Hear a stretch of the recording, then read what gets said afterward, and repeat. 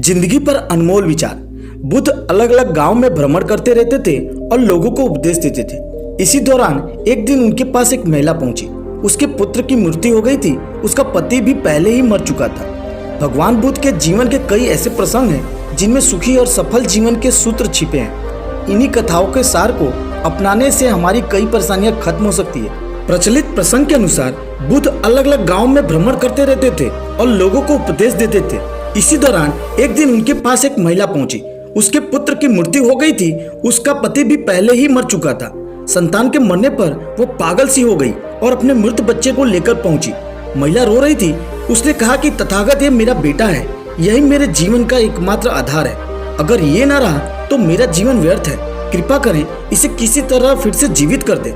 आप तो कुछ भी कर सकते हैं, मुझ पर दया करें। बुद्ध ने कहा कि ठीक है, मैं तुम्हारे बेटे को फिर से जीवित कर दूंगा, लेकिन पहले तुम्हें मेरा एक काम करना होगा।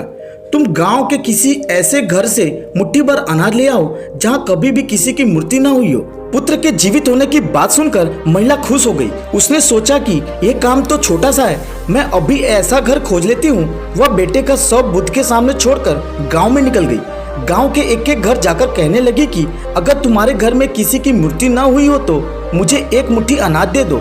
सुबह से शाम हो गई, लेकिन उससे गांव में ऐसा एक भी घर नहीं मिला जहां कभी किसी की मृत्यु न हुई हो। महिला को यह समझ में आ गया कि मृत्यु तो अटल है और इससे कोई बच नहीं सकता। एक दिन सभी को मरना ही है। वह तुरंत ही गौतम बुद्ध के पास लौट आई। उसने बुद्ध से कहा कि आप मेरे बेटे को जीवित न करें, लेकिन मुझे जीवन और मृत्यु का रहस्य समझा दें।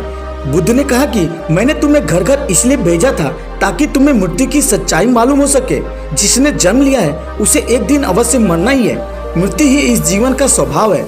महिला को बुद्ध की बातें समझ आ गई और उसने बुद्ध से दीक्षा ली। इसके बाद वह भी ध्यान की राह पर चल पड़ी और उसके जीवन में शांति आ गई।